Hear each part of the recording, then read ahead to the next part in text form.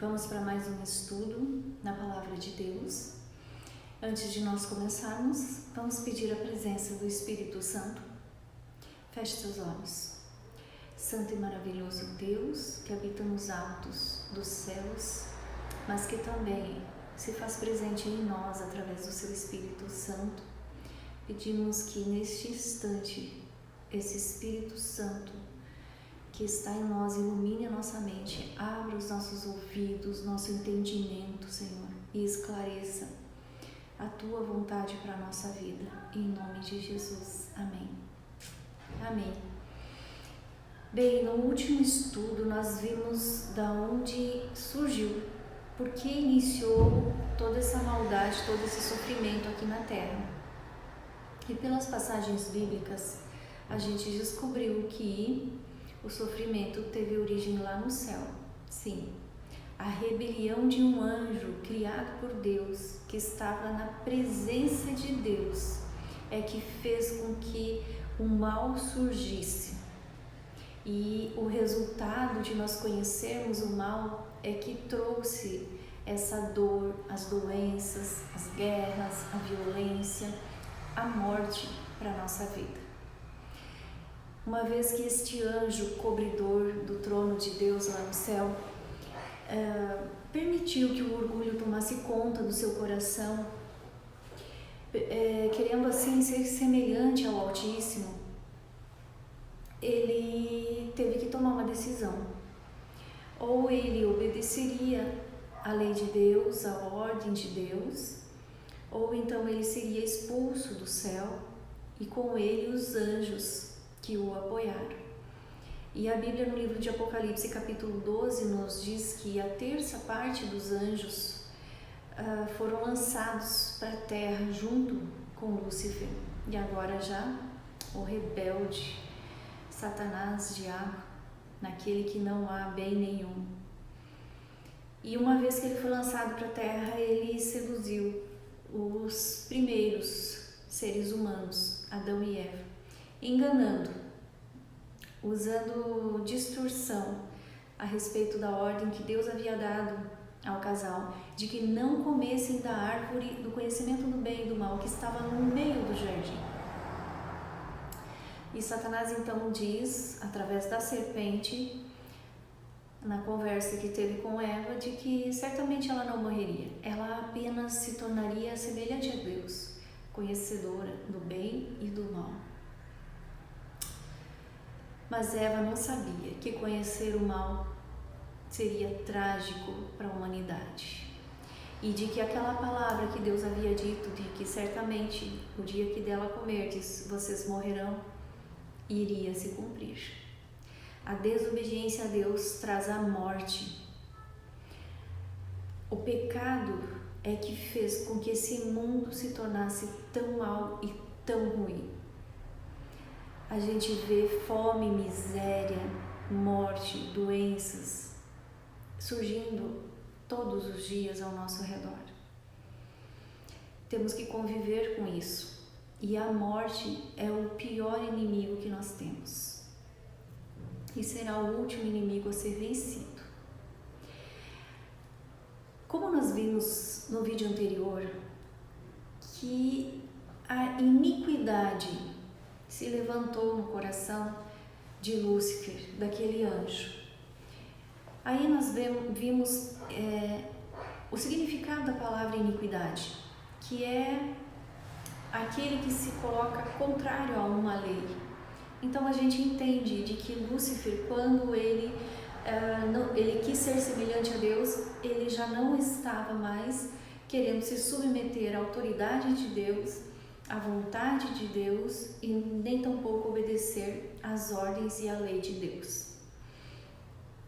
Antes da gente conhecer essa lei, se existe uma lei a qual nós podemos desobedecer ou não, eu queria ler na palavra de Deus com você o que é pecado. Será que a Bíblia ela traz para nós a explicação do que é pecado? Sim, ela traz claramente como que nós podemos saber se estamos pecando ou não. No livro de 1 João, no Novo Testamento, capítulo 3, no verso 4, diz assim: todo aquele que pratica o pecado transgride a lei. De fato, o pecado é a transgressão da lei. Então nós temos uma lei, nós sabemos que Deus tem uma lei, Ele tem um padrão do reino celestial.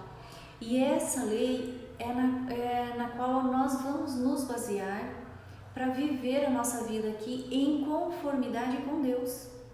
Se eu não quero me tornar inimiga de Deus, eu quero andar nos caminhos de Deus, eu preciso conhecer a lei de Deus e obedecer a Deus. Ainda diz aqui, no verso 5, vocês sabem que Ele se manifestou, Jesus Cristo, para tirar os nossos pecados, e nele não há pecado. Todo aquele que nele permanece não está no pecado.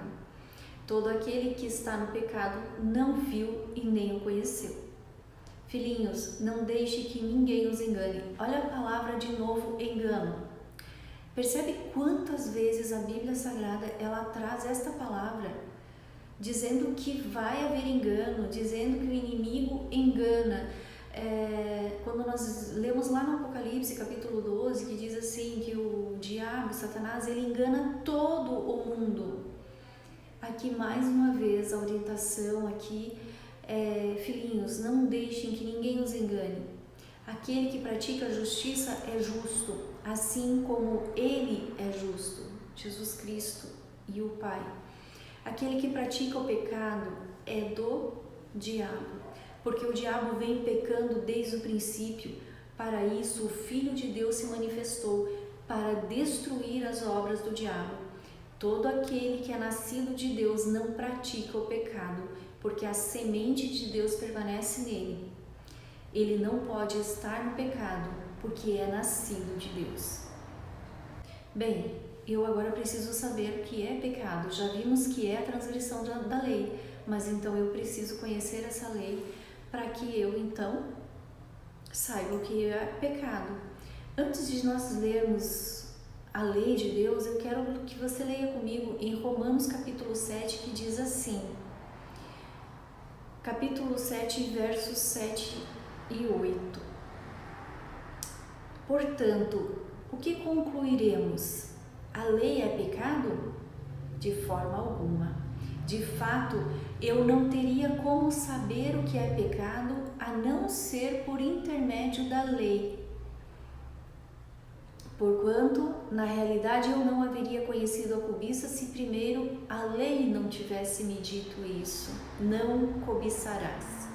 Paulo aqui está nos dizendo que a lei, ela apresenta para nós o que é pecado.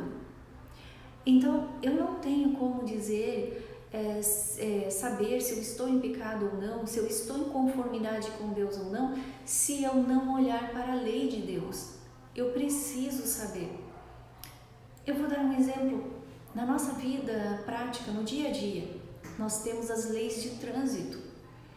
E para que eu não transgrida a lei do trânsito, eu preciso conhecer quais são as leis que estão em vigor agora, na atualidade, a respeito do trânsito, dos veículos, né? Quais são os acessórios necessários no carro para que eu não seja multada. E quando eu passo a conhecer a lei, eu passo a cumprir a lei. Eu sou cumpridor da lei. Entendido? Vamos conhecer a lei de Deus, que eu acredito que muitos conhecem, mas talvez com algumas alterações. E eu já vou apontar para vocês daqui a pouco as diferenças de duas leis de Deus. Nós temos a lei que nós seguimos na Bíblia Sagrada, os 10 mandamentos, assim como Deus deixou, e nós temos a lei de Deus alterada pela Igreja Romana. Vamos ler a lei de Deus, os 10 mandamentos, assim como eles estão na Bíblia. Êxodo capítulo 20, verso 3 em diante. Não terás outros deuses diante de mim. Não farás para ti imagem de escultura, nem alguma semelhança do que há em cima nos céus, nem embaixo na terra, nem nas águas debaixo da terra. Não te encurvarás a elas, nem as servirás, porque eu, o Senhor teu Deus, sou Deus zeloso, que visito a iniquidade dos pais nos filhos, até a terceira e quarta geração daqueles que me odeiam. E faço misericórdia a milhares dos que me amam e aos que guardam os meus mandamentos. Não tomarás o nome do Senhor teu Deus em vão, porque o Senhor não terá por inocente o que tomar o seu nome em vão. Lembra-te do dia de sábado para o santificar. 6 dias trabalharás e farás toda a tua obra, mas o 7º dia é o sábado do Senhor teu Deus. Não farás nenhuma obra, nem tu, nem teu filho, nem tua filha, nem o teu servo, nem a tua serva, nem o teu animal, nem o teu estrangeiro que está dentro das tuas portas. Porque em 6 dias o Senhor fez os céus e a terra, o mar e tudo que neles há, e ao 7º dia descansou. Portanto, abençoou o Senhor o dia de sábado e o santificou. Honra o teu pai e a tua mãe, para que se prolonguem os teus dias na terra, que o Senhor teu Deus te dá.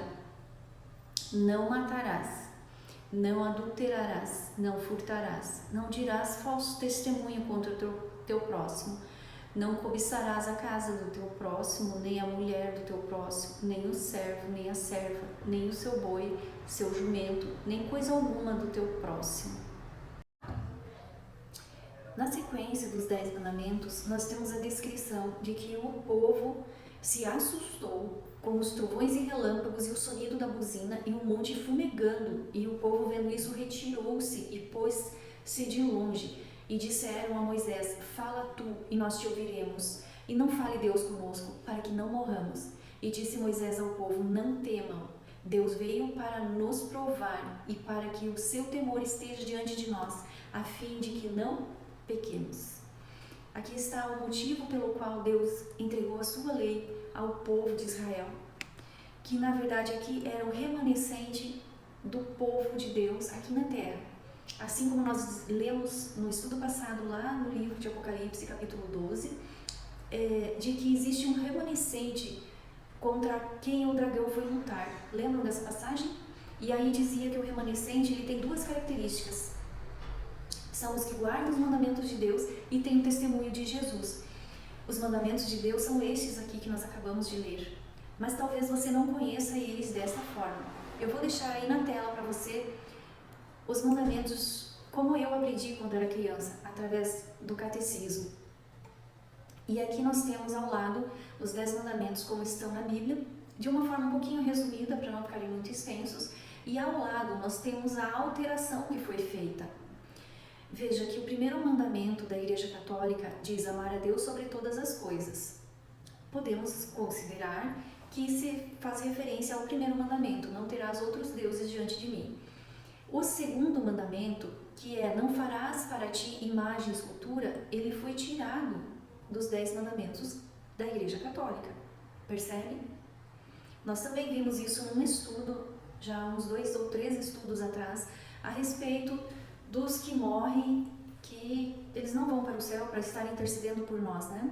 Mas de que essa introdução de imagens e esculturas, ela teve por objetivo lucros, com fins lucrativos, a venda de imagens que eram produzidas, criadas dentro dos mosteiros. Lembra que nós falamos sobre isso? Então, para que essa prática pudesse acontecer dentro da Igreja Católica, não poderia haver um mandamento que era contrário a isso. Então, este mandamento, o segundo mandamento da lei de Deus, foi retirado dos 10 mandamentos que a Igreja Católica segue. O terceiro mandamento, não tomarás o nome do Senhor teu Deus em vão, continua como sendo o segundo mandamento na Igreja Católica, não tomar seu santo nome em vão. O quarto mandamento bíblico, que é a respeito do sábado como dia do Senhor, agora ele passa a ser o terceiro mandamento e é guardar domingos e festas, conforme a igreja manda. E o quinto mandamento, que é honrar o pai e mãe, permanece agora como o quarto mandamento. Depois nós temos não matar, não pecar contra a castidade, que seria não adulterarás, né? Não cometer adultério, não furtar, não levantar falso testemunho. E aí, para fechar, porque percebe que nós estamos aqui em desvantagem, está faltando um mandamento. Como que nós vamos fechar os 10 mandamentos?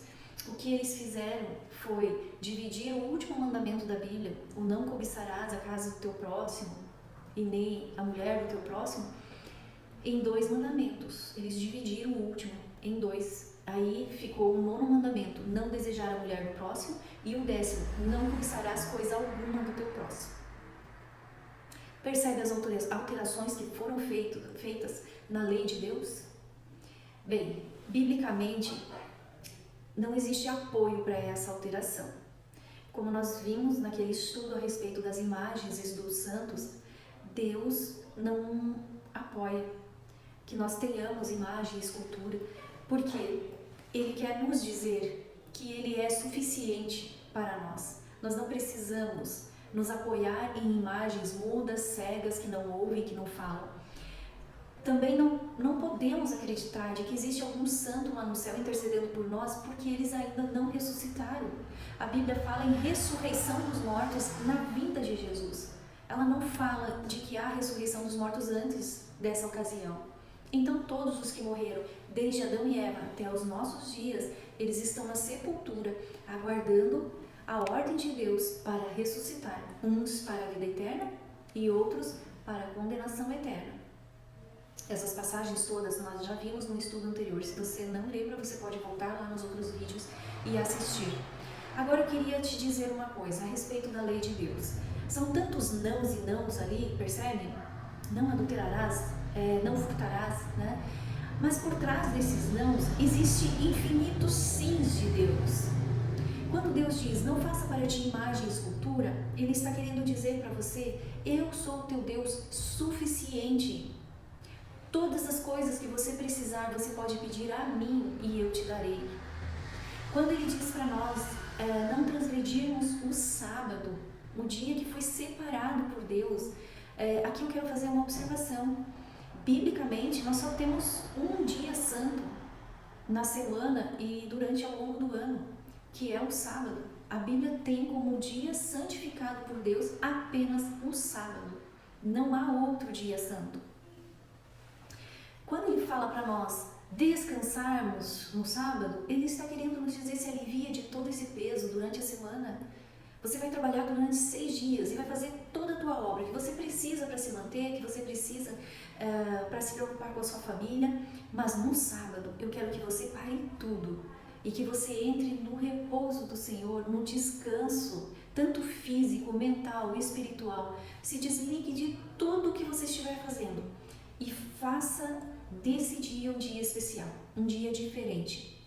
Através do descanso semanal, de um dia descansando, literalmente, de todos os nossos afazeres seculares, descansando no Senhor, a gente encontra alívio para muitas preocupações. Quando Deus nos diz assim, honre o teu pai e a tua mãe, Ele está querendo dizer, agrade aos seus pais. Você que é pai e mãe, sabe o quanto é triste quando um filho traz desagrado para nós. Quando um filho faz coisas erradas, nos desobedece. Então, da mesma forma, Deus sendo o nosso pai, Ele não quer que a gente erre também, Ele não quer que a gente desagrade o seu coração. E Ele, lembrando do quanto é triste, Ele deixou esse mandamento para que os filhos sejam obedientes a seus pais e deem orgulho aos seus pais. Quando Deus diz ali, não adulterarás, Ele está querendo dizer simplesmente para você, seja feliz com a pessoa que eu te dei. Seja fiel a ela e vocês vão desfrutar de alegria, de felicidade, de cumplicidade. E vocês vão ter um relacionamento saudável, livres de brigas, de incômodos, de terceiros se metendo no meio de vocês. E livres, inclusive, até de doenças, né?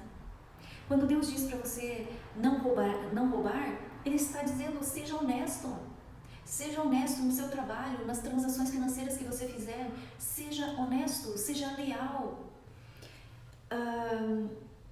Quando Ele está falando no último mandamento, não cobice nada, Ele está querendo dizer para você, seja grato com tudo que eu te dei.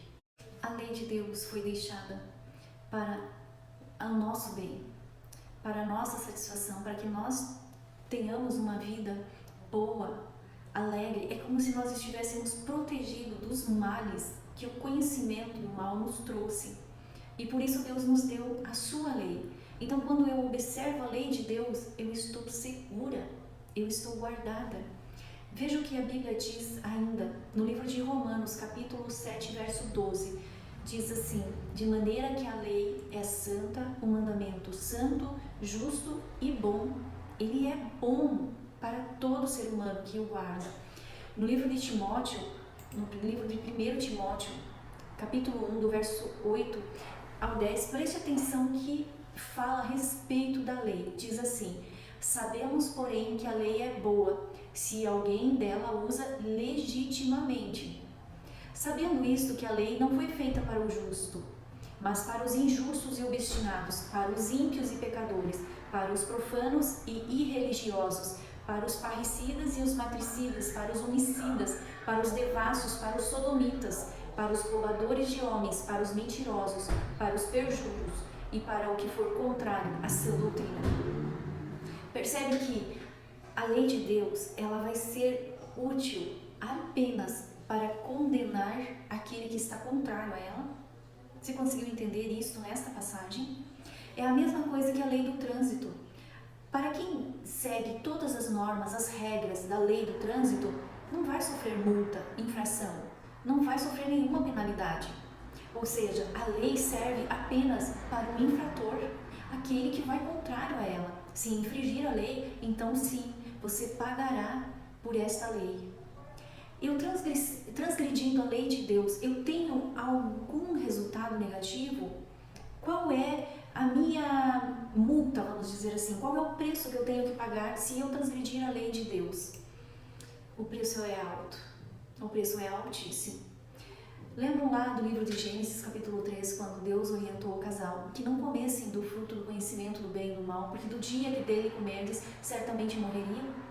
Sim, aqui no livro de Romanos, capítulo 6, verso 23, diz o seguinte a respeito disso: porque o salário do pecado é a morte, mas o dom gratuito de Deus é a vida eterna por Cristo Jesus nosso Senhor.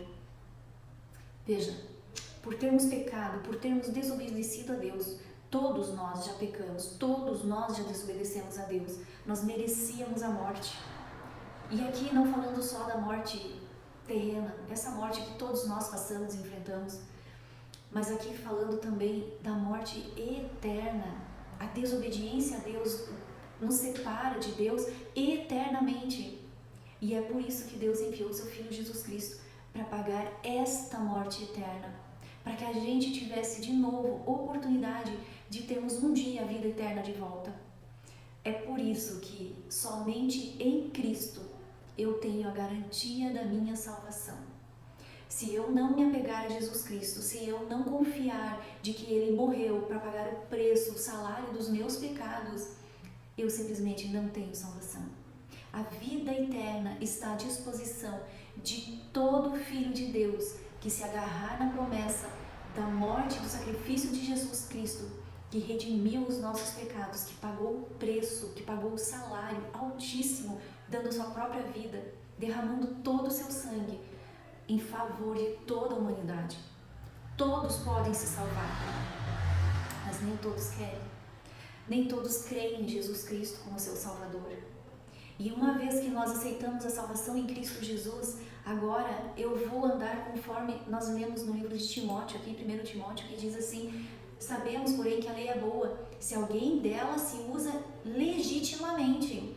Então agora, uma vez que eu entendi que Cristo pagou o preço dos meus pecados, eu vou andar em sua lei.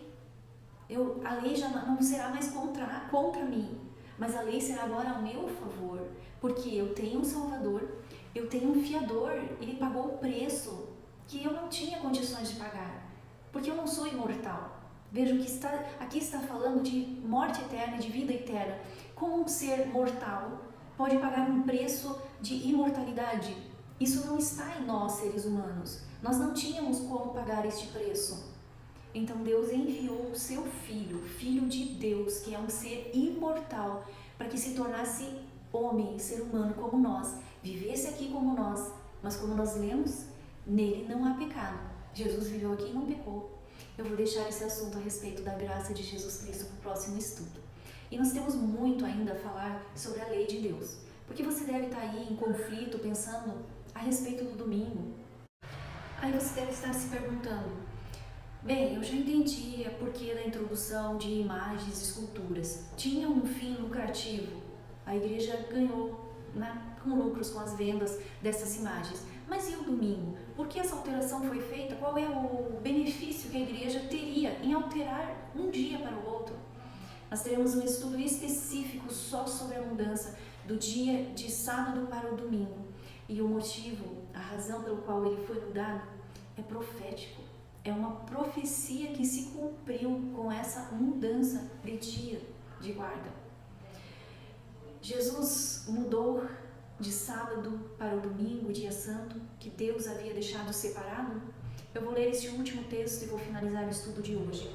Lá no livro de Mateus, capítulo 5, o verso 17 e 18 diz assim, é Jesus falando, não penseis que vim destruir a lei ou os profetas, eu não vim para anular, mas para cumprir.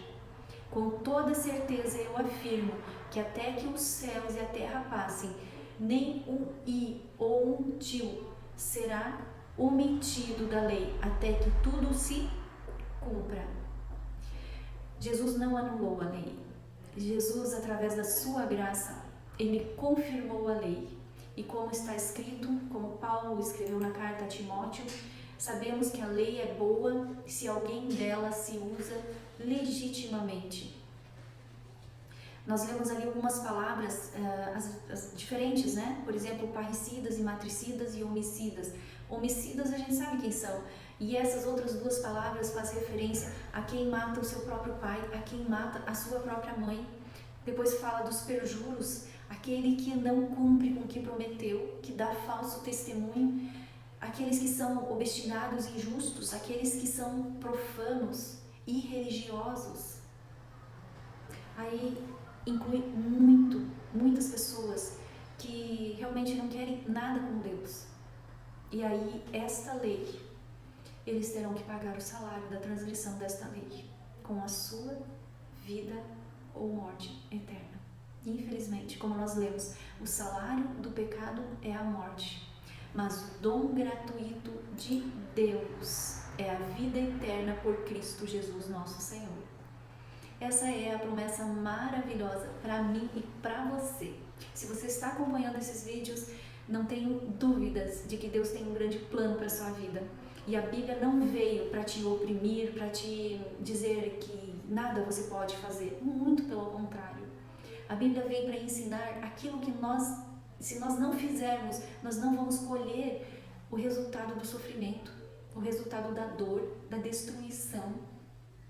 Deus quer o nosso bem e Ele deixou a sua lei para que ela nos proteja. Se a gente viver dentro dela, nós seremos livres de consequências gravíssimas para a nossa vida e para a vida dos nossos familiares, dos que estão ao nosso redor.